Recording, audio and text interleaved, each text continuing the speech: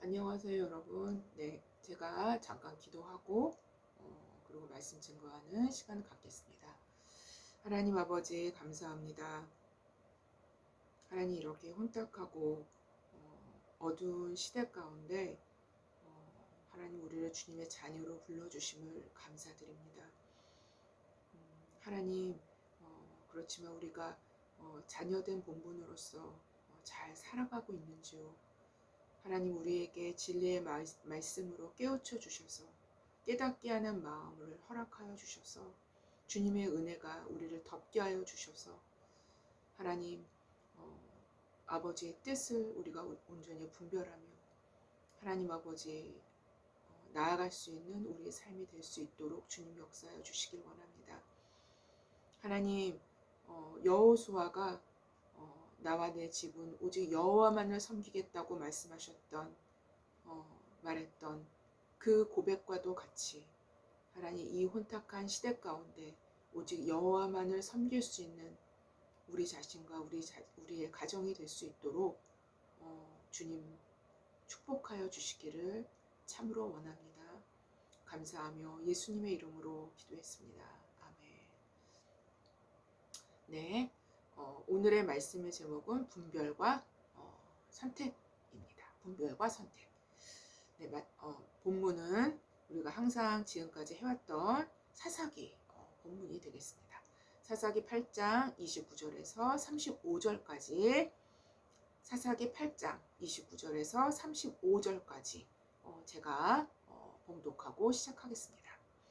29절 요아스의 아들 여룹바알이 돌아가서 자기 집에 거주하였는데 기드온의 아내가 많음으로 그의 몸에서 낳은 아들이 70명이었고 세겜에 있는 그 첩도 아들을 낳았으므로 그 이름을 아비멜렉이라 하였더라. 요아스의 아들 기드온이 나이가 많아 죽음에 아비에셀의 사람의 오브라에 있는 그의 아버지 요아스의 묘실에 장사되었더라. 기드온이 이미 죽음에 이스라엘 자손이 돌아서서 바알들을 따라가 음행하였으며 또 바알브릿을 자신들의 신으로 삼고 이스라엘 자손이 주위의 모든 원수들의 손에서 자신들을 건져내신 여호와 자기들의 하나님을 기억하지 아니하며 또 여룹바알이라 하는 기드온이 이스라엘에게 베푼 모든 은혜를 따라 그의 집을 후대하지도 아니하였더라 라고 성경은 기록을 합니다. 네, 그리고 사사 기드온의 시대가 이제 마무리되게 되는 것입니다. 네, 미국의 40대 대통령이 누구였죠? 네, 레이건입니다. 네, 미국 40대 대통령인 레이건의 어린 시절 이야기예요. 하루는 레이건이 부모님이 구두를 사주시겠다고 하여 구두가게에 갔습니다. 그런데 구두가게 주인 아저씨가 앞에 둥근 것과 각진 것 중에서 어떤 것이 마음에 드느냐 라고 물어보자 그는 계속 살펴보기만 할 뿐 결정을 못하는 거예요. 어린아이가 구두가게에서 많은 구두들이 막 종류별로 다 있는데 정신이 하나도 없이 결정을 못하고 계속 머뭇머뭇하고 있었어요. 며칠 후 다시 부모님과 함께 구두가게에 찾아갔어요. 왜냐하면 그날 첫날 갔었을 때 결정을 못했기 때문에 이제 며칠 후에 다시 찾아가게 된 것입니다. 네, 며칠 후에 다시 부모님과 함께 구두가게에 찾았지만 여전히 그는 결정을 못하자 결정을 하지는 못했어요. 그래서 구두가게 아저씨가 알았다. 내가 너의 마음을 알았으니 너는 내가 지어주는 대로 구두를 그냥 신으면 절대 후회하지 않을 거야. 이렇게 말을 하셨습니다. 그렇게 해서 구두를 사기 위해 세 번째 구두가게에 찾았을 때 아저씨가 어린 레이건을 주려고 만들어 놓은 구두를 보니 아저씨가 이미 벌써 만들어 놓으셨어요. 구두를 보니 한쪽 구두는 둥글고 다른 한쪽 구두는 각이 지고 네모지게 만들어서 짝짝이 구두를 만들어 놓으셔서 그거를 이제 레이건 대통령에게 어린 시절에 레이건에게 신으라고 말씀을 하시는 거예요. 어린 레이건은 아저씨에게 구두가 짝짝이가 된 이유를 물었습니다. 아저씨는 이렇게 대답했죠. 결정을 할 줄 모르는 아이에게는 이 신발을 신겨야 한단다 라고 말씀하신 거였어요. 레이건은 그때 머릿속에 그때 그 일들이 머릿속에 결정할 줄 모르는 사람의 신발은 짝짝이라는 교훈을 배우게 되었던 것입니다. 그 어린 시절에. 그는 그 후 결정과 선택의 기로에 섰을 때마다 과감하게 결정하고 선택하는 것을 통해 한 나라의 대통령직도 성공적으로 감당할 수 있게 되었던 것입니다. 근데 여러분 이 이야기를 들으면서 무엇을 생각하셨습니까? 사실 과감한 결정과 선택이 중요한 요소이긴 합니다만 이 과감한 결정과 선택이 빛을 발하기 위해서는 정확한 분별이 선행되어져야만 합니다. 정확한 분별은 인간의 육신적인 생활이나 영적인 생활에 모두 지대한 영향을 미치게 되기 때문이죠. 더 나아가서 생각해 볼 수 있는 것은 육신적인 분별과 영적인 분별이 아주 상이한 결과로 나타나기도 합니다. 네. 그런데 여기서 육적인 분별을 따를 것인가, 영적인 분별을 따를 것인가가 바로 그 사람이 영의 사람이냐 육의 사람이냐를 결정해주는 바로미터가 되기도 하죠. 그 사람의 결정을 통해 그 사람이 누구인지 알게 되기도 하기 때문입니다. 여러분은 우리가 살아가는 이 시대의 특징들 중에 어떤 것이 그 주된 특징으로 생각을 하십니까? 여러 가지가 아주 많이, 아주 다각도로 생각해 볼 수 있겠지만 바로 혼돈과 혼재의 시대라고 할 수 있어요. 뒤섞음, 아주 뒤섞어 버립니다. 가짜를 진짜로 보이게끔 온갖 수단과 방법이 동원되는 시대라고 할 수 있어요. 뿐만 아니라 반대로 진짜를 가짜로 보여지게끔 역시 온갖 수단과 방법이 총동원되는 시대를 살아가고 있다라고 말씀드릴 수 있습니다. 앞으로는 더 그럴 것입니다. 즉 분별해내기 아주 어려운 시대를 살고 있다는 의미로 이해될 수 있습니다. 그러나 분별은 온전히 하나님께 있습니다. 분별은 진리의 영이신 하나님에 의해서만 분별되어지는 것입니다. 말씀에 깊이 뿌리를 견고하게 내려야 할 이유가 바로 여기에 있는 것입니다. 말씀에 깊이 뿌리를 내리는 것이 진리 되신 하나님을 발견할 수 있게 되는 것이고 그 진리 되신 하나님은 진짜처럼 보여지는 가짜를 명백하게 분별할 수 있는 눈을 우리에게 주실 것입니다. 그리고 가짜처럼 보여지게끔 매도된 것들도 실체, 그것들의 실체 또한 우리에게 보게 하실 것입니다. 바로 이러한 분별이 또한 진리의 영이신 성령님의 중요한 사역이 되기도 하기 때문입니다. 이렇게 인간 개인의 외부적인 분별은 사실상 인간 내부의 내부적인 분별이 끊임없이 반복되어질 때 얻게 되어지는 통찰력 혹은 분별력에 의해서부터 출발이 되어집니다. 그때서부터 시작이 되어지는 거예요. 이러한 출발로부터만 진정한 분별이 가능하게 되어진다는 것입니다. 따라서 우리의 일상의 삶에서 빛 대신 주님의 말씀을 끊임없이 접하는 것이 중요한 일이 되어질 수밖에 없다는 것입니다. 자, 그렇다면 우리의 일상에서 우리 자신의 내부에서 끊임없이 분별해야 할 것은 무엇인가요? 우리 내면의 것들을 분별해내야 될 것은 도대체 무엇인가요? 우리 자신에 대한 분별이 끊임없이 선행되어져야만 우리의 분별은 바른 분별이 되어줄 수 있습니다. 우리 내부에서부터 바르게 되지 못한다면 결코 외부적인 분별이 바르게 되어줄 수 없기 때문이죠. 그리고 분별이 바르게 될 때 바른 선택을 할 수 있게 될 것임은 자명한 사실이 됩니다. 모든 분별에는 기준이 있습니다. 분별에 기준이 없는 분별은 존재하지 않아요. 그 기준을 무엇으로 삼느냐에 따라서 분별도, 즉 구별점도 달라지는 것입니다. 여러분과 저는 지금 한 사람의 그리스도인으로서 서 있습니다. 그것도 하나님 앞에서 말입니다. 그렇다면 그 기준은 바로 하나님이십니다. 그리고 제2의 위격을 갖고 계신 성자 그리스도이신 말씀으로, 즉 성경 말씀으로 그 기준을 삼을 때 우리의 분별의 기초가 놓여지게 되는 것입니다. 물론 세상 사람들은 세상의 기준점으로 분별의 척도를 삼는다면 그들 역시 분별이라는 용어는 사용할 수 있습니다. 당연히. 그 분별이라는 용어는 사용할 수 있게 되겠지만 그러한 분별은 사실상 하나님과는 전혀 상관없는 분별이 되어집니다.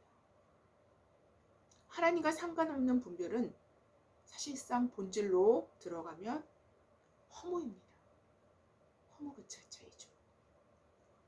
자, 그렇다면 다시 본론으로 들어와서 하나님을 기준으로 우리 자신을 분별해낸다는 것. 하나님을 기준으로 우리 자신을 분별해낸다는 것. 사실 이 문제는 너무도 중차대한 문제가 되는 것입니다. 바로 그리스도인인 한 사람으로서 서 있는 우리 자신에게, 우리 자신 안에 무엇이 있는가를 분별해내는 것입니다. 마치 암세포와도 같이 우리 자신 안에 일종의 변이로 이루어지는 악성 세포로 자신이 갖고 있는 정상세포를 죽이는 이러한 암세포들을 우리 내부 안에서 발견하는 것입니다. 이러한 암세포는 오직 하나님의 살아계신 말씀으로 찾아냄을 받을 수 있습니다. 바로 우리의 일상에서 암세포를 발견하게 되는 하나님의 말씀의 빛이 지속될 때 나중에는 우리의 외부의 것들도 분별해내는 저력과 힘을 키우는 것이 되기 때문입니다. 바로 우리 내부의 것들을 분별해내는 힘을 키울 때 우리 외부의 것들도 분별해낼 수 있는 저력을 키우게 되는 것이라는 소리입니다. 사실상 우리가 말씀을 묵상하거나 말씀을 들을 때 우리 자신이 말씀을 해석하는 데서 더 나아가 말씀이 우리 자신을 해석하고 말씀이 우리 자신을 분별하실 수 있는 데까지 나아가는 것이 지극히 정당한 일이 되는 것입니다. 이 일이 시작될 때 주님과의 실제적인 동행이 시작된다고 보시면 정확합니다. 이 일이 이루어지지 않는다면 우리는 반드시 교만이라는 덫에 걸리게 되어질 수밖에 없습니다. 오늘 본문인 사사기 8장 29절 이하에 요아스의 아들 여롯바알이 돌아가서 자기 집에 거주하였는데 라고 시작이 됩니다. 즉 기드온의 영예로운 별명 여롯바알이라는 칭호로 성경은 기드온을 기록합니다.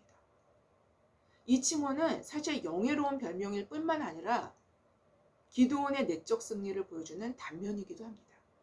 여롯바알이란 무슨 뜻이었을까요? 여러분 기억나셔요? 네, 이미 했습니다. 네. 바로 성경에서는 그가 바알의 제단을 회파하였으므로 바알이 그와 더불어 다툴 것이라 라는 의미로 기록되어 있습니다. 네. 즉 바알은 싸울지어다. 바알 너 한번 싸워봐라. 바알은 싸워봐라 라는 의미를 갖고 있어요. 여롯바알이란 말은.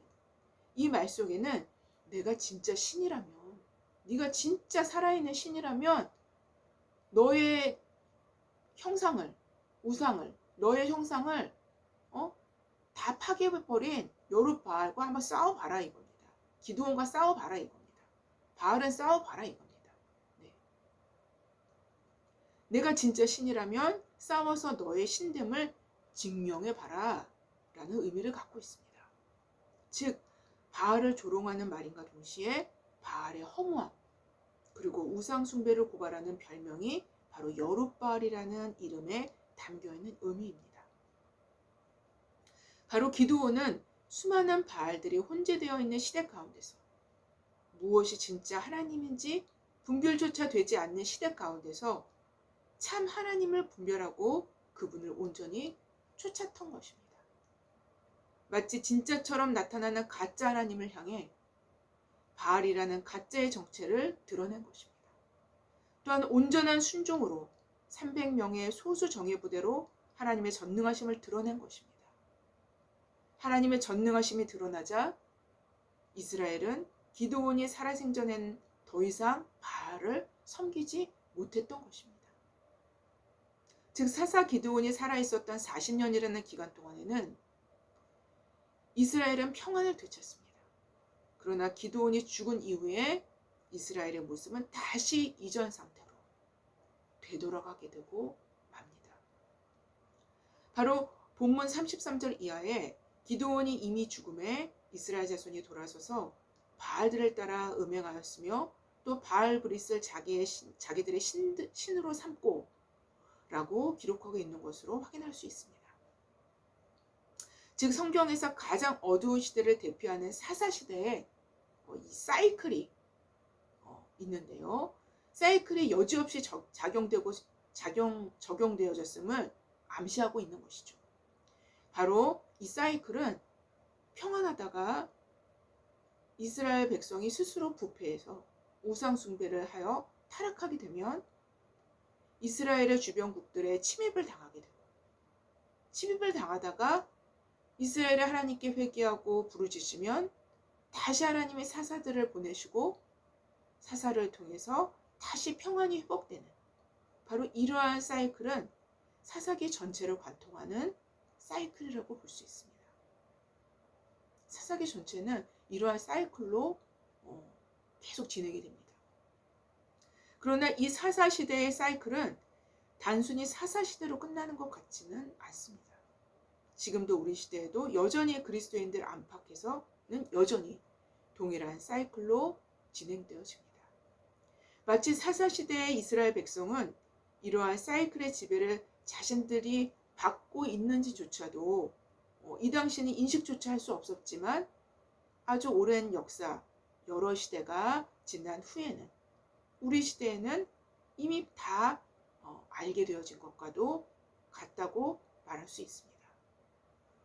이 시대의 그리스도인들의 안과 밖에도 여전히 이러한 사이클은 존재합니다. 그러나 인식을 못하는 것뿐이죠.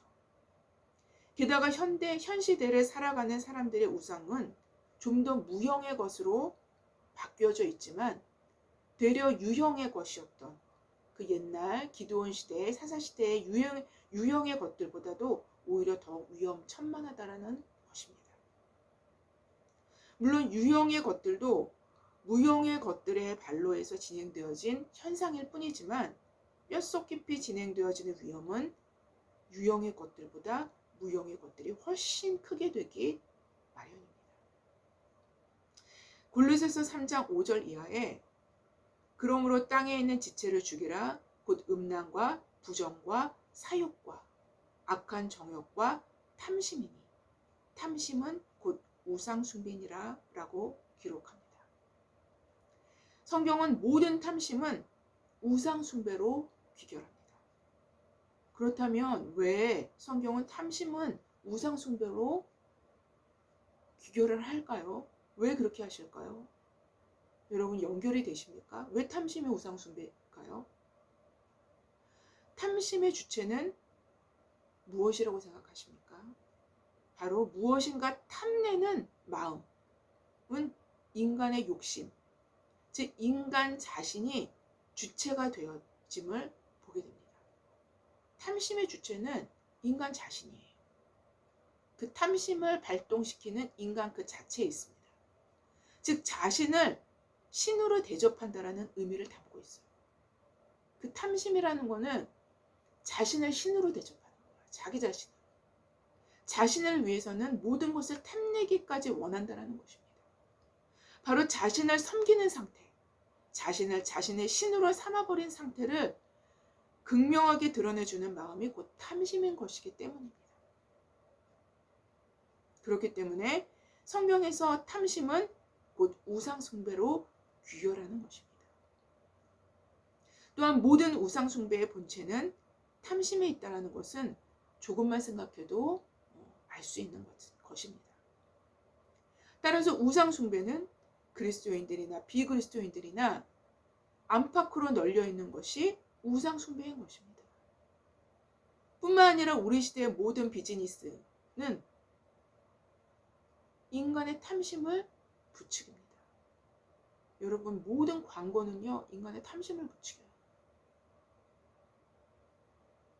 따라서 성경을 조금만 깊이 보기 시작한다면 하나님께서 금하신 죄, 십계명의 제1계명이죠. 금하신 죄가 우리 주변에 지천에 깔려 있음을, 지천에 널려 있음을 보고 소스라치게 될 것입니다.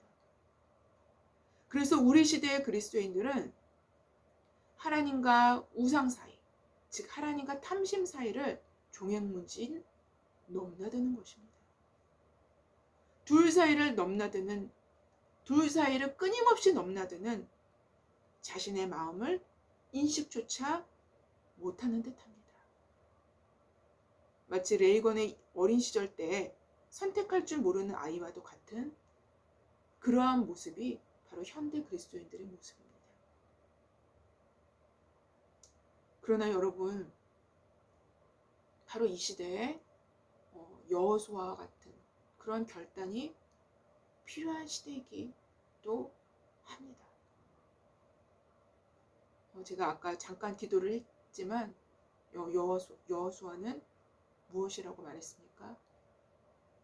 나와 내 집은 오직 여호와만을 섬기겠다고 그는 고백했습니다. 네, 오직 여호와만을 선택할 줄 아는, 오직 여호와만을 섬기는 그러한 모습이 바로 우리 시대의 그리스도인들에게 반드시 필요로 하는 것입니다. 만약 인류가 조금의 탐심만 내려놓았다면 우리 시대의 전 인류 중에 굶어 죽어가는 사람은 없을 것입니다. 이거는 비그리스도인들을 포함한 내용이죠. 최소한 병들어 죽는 사람이 있을 망정 굶어서 죽어가는 사람은 없을 것이기 때문입니다. 자, 여러분, 그래서 이 시대에 진심으로 하나님의 뜻대로 살고자 하는 자는 쉬운 길을 포기해야만 한다는 것은 자명한 일이 되어집니다. 여러분, 이렇게 하나님의 말씀대로 순종하려 하는 자들은 반드시 쉬운 길은 포기해야만 한다라는 것이 그 내부적인 의미에 내포되어 있는 것입니다. 그래서 생명의 길은 그 길이 좁고 협착하다고 예수님은 우리에게 경고하셨던 것입니다. 예수님을 따라갈지 말지를 여러분 다시 생각해 봐야 하겠습니까? 예, 여러분 그렇게 하십시오. 생명의 길은 그리 쉬운 길이 아닙니다.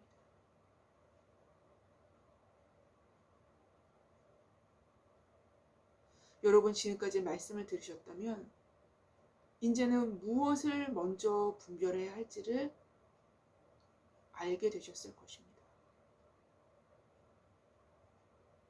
이 분별을 일상에서 매일 하나님과의 관계 안에서 분별하고 그 이후엔 내 자유를 주님의 뜻한 바를 선택하는 바로 그 일.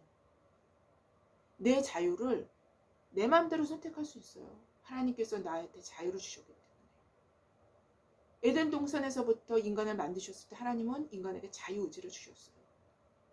그 자유.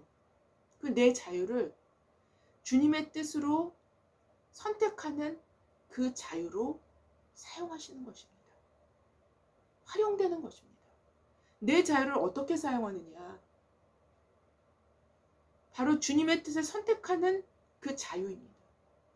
이것이 생명의 길을 여는 열쇠가 되는 것이기 때문입니다.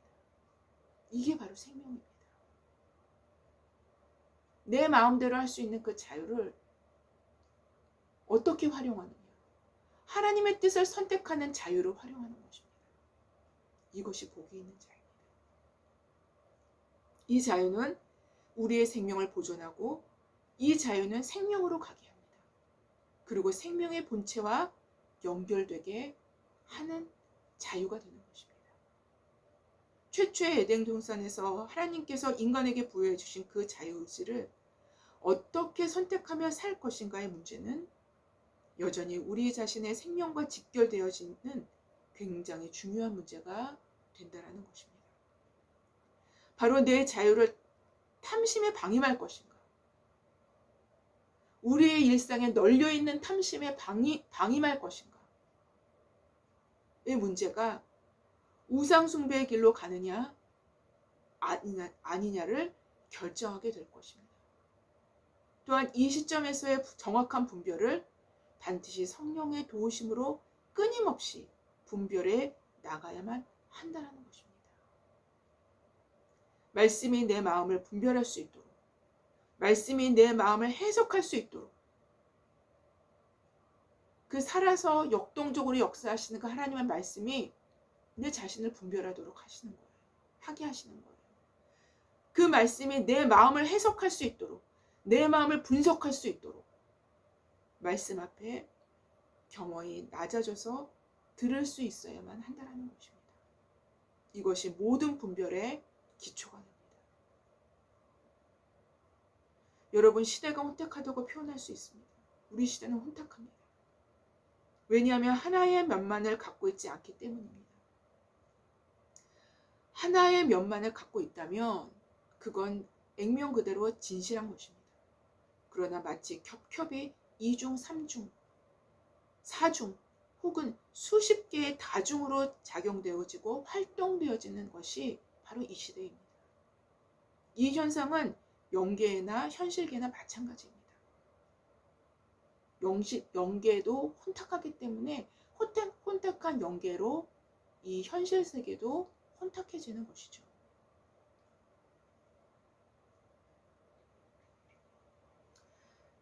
오히려 영계의 현실이 눈에 보여지는 현실로 나타나는 것이기 때문입니다. 그리고 여기서 진실을 가려내고 진짜를 알아보기 위해서는 절대로 인간의 힘으로 될 수 없음을 시사하는 것이기도 하는 것입니다. 현 시대는 뭐든지 전문적이고 전략적인 접근을 항상 꾀하기 때문입니다. 속임의 영역에도 역시 전문적이고 전략적인 속임이 진행되어집니다.